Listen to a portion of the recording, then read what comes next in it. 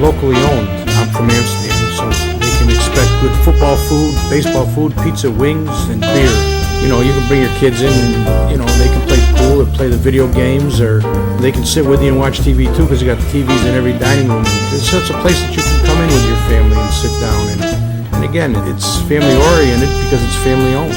When you walk in here, it's like a TV show, Cheers. Everybody knows your name. And you can expect that from in here because everybody knows everybody else.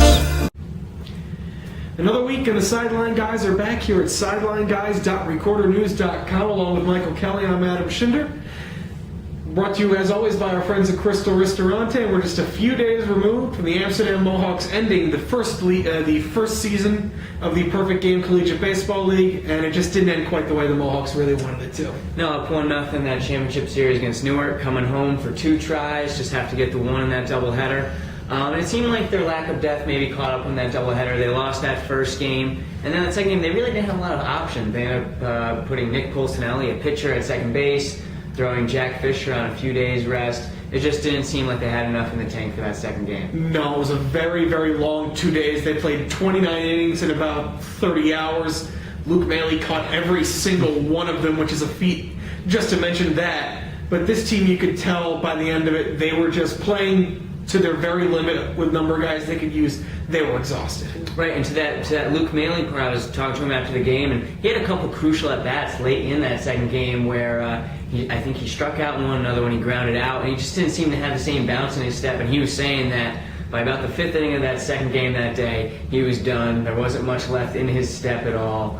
He said he was having a hamstring problem with all the squatting, and that their cleanup hitter just wasn't himself for the second half of that game. No, but there are a few guys you really do have to give kudos for, just for their performances with the team's lack of depth. One is Derek Brewer, who ended up going 4 innings in relief in Game 1, by far his longest outing of the year, and really just made one bad pitch that Newark Sean Osterman ended up hitting out to left for the game-winning home run. He also incidentally knocked in 2 of the Mohawks' runs in the second game when he was brought up as a pinch hitter, and his sacrifice bunt ended up getting thrown away for a 2-run play. Also got to give some credit to Nick Polsonelli, who played second base, and after making a tough error in the first inning, actually made a couple very nice plays and looked a little more comfortable as the game wore on. Plus, got a hit out of the 9 spot in the lineup. Got a hit, laid down a bunt at 1.2 to sacrifice guy over to third. And even his error was a tough play. It was a short hop up the middle. It could have gone either way. It was definitely not a play that you'd expect a pitcher to make. No, for a guy who's basically just been saw ground balls for the first time, maybe the day before in an emergency, it's impressive that he was even able to get there and be any kind of comfortable. Right, but moving on now, the PGCBL is announcing their awards this week, rolling them out day by day. We figured we'd do a breakdown of our awards. I guess first up, who is your, we're going to do MVP first? MVP first, and he only played about 2/3 of the season, but given how the team performed before he showed up and the streak they went on immediately after he showed up, it's hard not to say Luke Maley. Coming in from his second year after having a tough couple of weeks, starting out in the Cape Cod League, came in, was immediately the cleanup hitter pretty much every day on for the rest of the season, ended up tied for 3rd in the league with 8 home runs, ended up 2nd on the team in RBI. He was a big power presence from the right side that they just did not have through the early part of the season. Right, and I would, obviously Maley is a great choice with the numbers, especially in the abbreviated time. I would go Jude Vidrine because he put up slightly better numbers. He did have the whole year to do it, but with that same idea, he was around for the entire season, so they were able to have his bat in the lineup all year. So I would give him a slight nod over. Yeah, Jude Vidrine was a guy who played just about every game, in that 3rd spot every game. He was that guy that Keith Griffin could really count on. And just to mention another guy that Keith Griffin could really count on to play just about anywhere he needed. Played 2nd, played 3rd, played short most of the time. Very good defensive player. Ended up leading the league in runs scored, and that was Zach Shank. Right, and Zach Shank was, he really came on like a freight train at the end of the season, too. He was a solid player offensively all year. But, I think he ended up hitting about 340 in the 350 range because he had just a fantastic final 2 weeks. Became one of their most reliable bats in addition to his defense. All right, and now let's move on. Who's your pitcher of the year? Pitcher of the year is a tough one because the Mohawks had the best staff this year in the league. Their team ERA was about a run lower than everybody else. I'll go with Mark Leiter Jr., opening day starter who was mildly disappointing for the first couple weeks. but ended the season with a 6-week stretch where he went 4-0, ERA under 2, his K per 9 was above 13, just a tremendous streak to end the season. He carried over to the playoffs too. Now, he pitched really, really well. I'm actually going to go away from the starting staff to the bullpen, and with closer Abram Williams there, you'd expect it would be him, but I'm going to go with his college teammate, the guy who set him up from day one, and that's Derek Brewer, who was as reliable an eighth-inning guy as you were going to find in the entire league. Led the league, I believe, in appearances, came in just a daily workload, and with the exception of 1 or 2 hiccups late in the season when it just seemed like he got a little tired, he was consistent, and he always got this team through the innings he needed to get him to.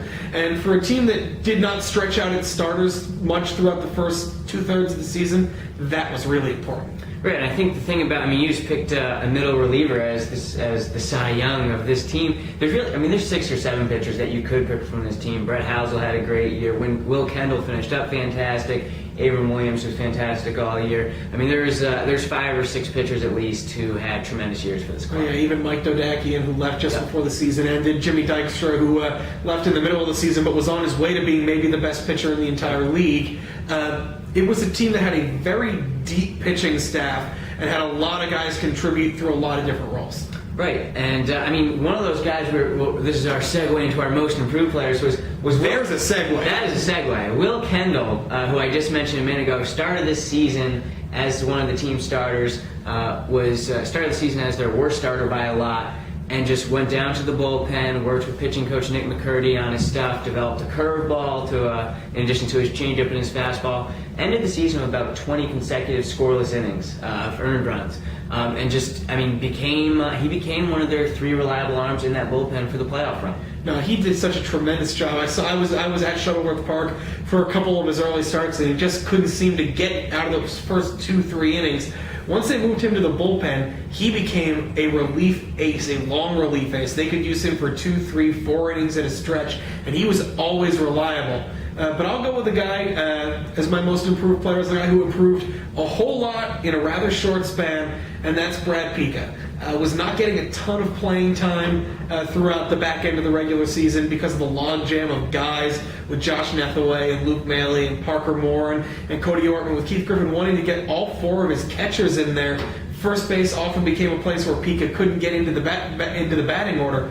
Once he did in the playoffs, once some injuries gave him some space, he started to mash the ball, hit big home runs in the postseason, big home run in Game 2 of the championship series that forced extra innings, and he really became perhaps, along with Josh Alexander, perhaps the team's most valuable player in the playoffs. Right, Brad Pica was arguably their best bat in that lineup out of that 5-hole. He was able to extend them because going into the playoffs, it looked like they might be only 4 deep in that batting order, but he at least made it to 5.